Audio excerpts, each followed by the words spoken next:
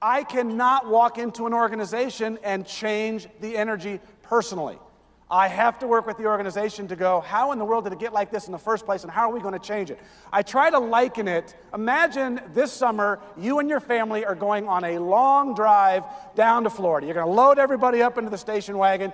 You put in the camping gear, and you put in the cooler, and you've got it loaded with videos and your portable DVD player. You've loaded it to the gills, and you're now ready to go, and you finally got the whole family out there, and you go to turn on the car.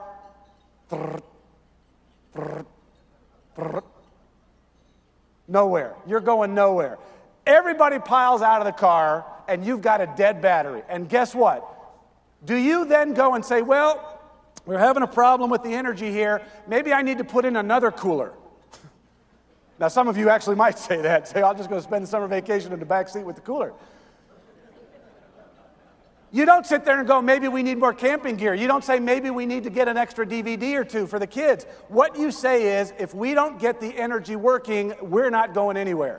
It doesn't matter about all the other stuff. I am at my happiest right now, and you know why? Because I'm in a room with 1,000 people who all have energy that is going in the same direction. You are going to leave this event, you are going to get in your cars or on a plane, and you are going to go home, and how many people in your work environment are going to give you this level of energy? Folks, that's when the real work begins. You right now are a station wagon loaded to the gills with camping equipment and coolers and DVDs, and you are going to go home all pumped up and excited, and guess what?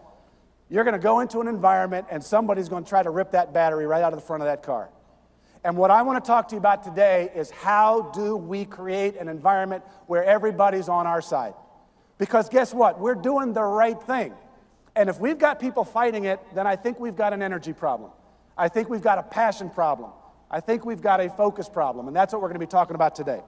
How many times have you walked into a funeral, people are sitting around, and you walk up to them and you go, come on, lighten up. That would be the absence of an energy audit. An energy audit tells you where people are at. When I walk into a room, I'm doing energy audits. I was doing a program for a power company up in northern Minnesota. And the management team had decided unilaterally, which happens a lot with management teams, they had decided unilaterally that they were going to change the menu of the types of treats they had for folks when they arrived for the training. So they went from high-fat donuts and rolls and all of these things and coffee, high-octane coffee, to carrots and celery and juices. They decided to unilaterally do that when I was starting my first programs with the employees. So when I walk into a room, I want to do an energy audit. I want to see what kind of class I'm going to have today. So what did I do? I walked into the room. I don't hear anybody talking. There's 100 people in this room. They're all employees. They all know each other. Nobody's talking. That's not a good sign. I see a guy standing up against the wall in the back. He's like this. He's eating a carrot. It's 7 o'clock in the morning.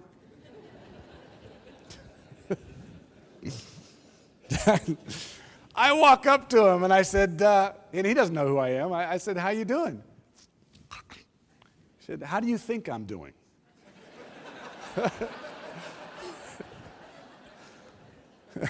I'm guessing not real good.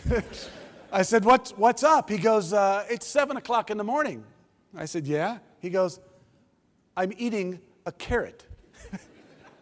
I said, yeah. He goes, does it look like a donut to you? And with that unilateral decision on management's part, and their heart was in the right place, they were being a leader. They were saying, let's modify the diet a little bit. Let's help people lose some weight or be healthy or whatever. But the way in which the decision was made absolutely sucked the energy out of the equation. Here's my last story I want to leave you with. We got any cat lovers in here? Okay, it's not a dangerous amount, so I can go ahead and tell this story. This is for visual purposes only. I'm not saying do it, but this is for visual purposes. Walk up to an old cat, sound asleep, curled up in a ball, old cat. Grab it by the scruff of the neck, toss it up in the air. This is a great room for that. Typically, how do they land? on their feet, midair. They're like, boom, boom, boom, bam. We're like amazed. We're thinking, how in the world can an old cat still do that? And the reason that an old cat can still do that is because every single day of its life, it lays there imagining that at any moment, right? Some crazy human being's going to test that theory. So what does it spend the day doing? Probably going to need one of these, probably going to need one of these. This is what I want to leave you with. You are leaders. What do you need? Go get it. It's not just going to come from you. It's going to come from everybody else around you that you are trying to influence. Go after the energy. Get the pats on the back that you need to keep your energy going, and it will go a long way, not towards just safety, towards every aspect of your organization and every aspect of your life. The thing that I love about safety is it's absolutely entirely about energy. It is absolutely and entirely about energy. I was doing a class a couple of weeks ago in Tucson, Arizona for a contractor. Last year, they had an all-employee meeting that they brought 375 of their hourly employees to, field workers, 375 employees. They fed them, they did whatever. When I got there 2 weeks ago to do the class, you know how many contractors there were there? 150. They had lost 225 people due to the economy. I went up to the president of the company who was there and I said, wow, did you ever consider not doing this? He said, why? Why would I consider not doing it? I said, well, with the economy and everything. He goes, well, how does the economy change the value of our employees that are here? There's no relationship there. And I work with a lot of companies where it's going, well, we'd love to do more for safety, but guess what? Funding is down. How many of you are sitting there budgeting the safety program for your kids? Billy would really love to tell you to wear your helmet, but it's not been a good week for Dad. And so, that's not how it works.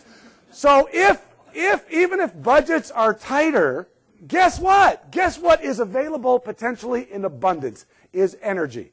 And if you think about it, you talk to anybody who's gone through a crisis, what was typically the one thing that showed itself in abundance? When they're interviewing on people on TV, oh man, we had this flood or this fire or whatever, but look what happened. The neighbors came over and the Red Cross came in. And I'm thinking, where'd all that energy come from? I don't want us all to go, you know what, if we really need to enlist people's support, we need a crisis. It's a very expensive and timely and painful way to invite energy. So what I'm talking about today is how do you go after the energy in a positive way? I'm here saying, I'm going to lay out for you an invitation. And the invitation is, when you interact with people and you ask more from them in the area of safety or productivity or quality, is it feasible that you could do it in a way where they walk away going, that was good.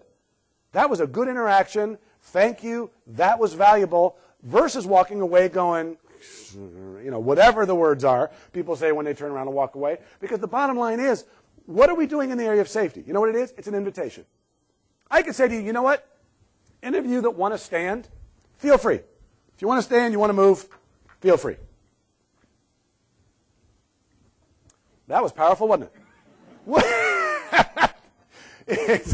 It's not strong enough. It's not strong enough. When I'm in a classroom and I say to all the employees, I said, look, if anybody in this room wants to stand, feel free. Nobody moves. Then I said, you know what? Enough of that.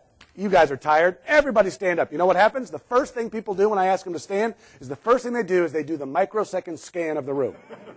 Because I'm not going to be the first person to stand. But guess what? If Larry stands, I'm up. Why? Because Larry is the one that controls the energy of this group. And if Larry doesn't stand, I'm not standing. It's not going to happen. Why? Because then Larry's energy is going to turn on me if I'm the only one that's standing. Energy is all around us. The question is, how do we drive it in a positive way? I'm not saying we should quit talking about it, but why are we talking about it? You could go out and buy a poster right now that says smoking is not good for you. And my question is, who's going to read that and be surprised? Oh, not good for you. Okay, well, that changes. I'm done. It's deeply addictive in the brain and in the body, and it's not a lack of information thing. I'm probably the only person in this room right now that knows why there aren't more people eating a balanced diet. I'm the only one that knows. We have an acute shortage of pyramid posters. Right? I watched people eating in the cafeteria yesterday. I do not blame them at all for what they ate. I did not see one pyramid poster. So how are people to know? You know how smart you are. You walk into a buffet and you're going, nah, I shouldn't be having this. Yeah, I shouldn't be having this. That's a good thing they got the pyramid poster, so I at least know what's going to kill me. And again, I apologize for my sarcasm, but I think in the area of safety, we got so much room for it. We do not do safety anywhere close to the way we typically do other aspects of a business. We do the leading indicators for all kinds of production and customer service and whatever, and we tend to do still the trailing indicators of, did we have a safe day? How do you know that at any facility you've got anywhere in the country or in the world, how do you know that it was a safe day for employees? Nobody got hurt. Is it quite possible everyone was lucky? You would measure that. You would go, this was a terrible day for us. Sure, nobody got hurt, but look at all the stupid things that people were doing. No, we're going, hey, you guys did great. Matter of fact, we're going to have a banquet. And we're going to celebrate our luckiness. And, and we're going to continue to drive that luckiness behavior. So, all right, that being said, everybody stand up for a second, please. All right. Are you doing okay so far? You can handle this? All right, good. I just wanted to have a little oxygen in your brain as I started heading into the energy sources. Anybody got any comments or questions so far? Anything? It does not make it longer. Seriously, people go, don't ask him, because I've seen him. He'll answer for like 45 minutes. Anybody got any comments or questions? All right, just do a nice, simple stretch of your choice, whatever you need. Take a nice, deep breath. Get some oxygen going through the body a little bit. Okay, good. And you can go ahead and sit back down. All right. These are what I call my life-saving energy sources. And the reason that I say that is that I was a deliverer of information for years. And organizations would call me and they'd go, Michael, it's not working. I'm like, what? They go, you know that class you did on sitting? They're all sitting terribly again. I'm like, well, how good did you think I was? The people were going to walk out going, I'll be darned. I can only sit perfectly now that Michael was here, and all those habits I had for 35 years are gone. These energy sources are what drive our behaviors, in my perspective. And I'm going to show you real quickly how I try to include these in what I'm doing. Things like commitment. Let me ask you a very honest question. Not to embarrass anybody, but has Marathon Oil ever started and then stopped a program? And people go, you mean today? Here's the issue with it. I want you to put yourself in the place of the receiver of the program. When you're sitting there as an employee and somebody gets up and goes, hey, we got this new thing we're introducing, and they're going, oh, I was just getting used to last year's thing. Oh, no, this one is going to be good. Here's the problem. They're going, you know what? I think I'll wait and see if it's around for a little while, and if it is, I'll get on board. And then we're upset that they're not grateful and thanking us and whatever.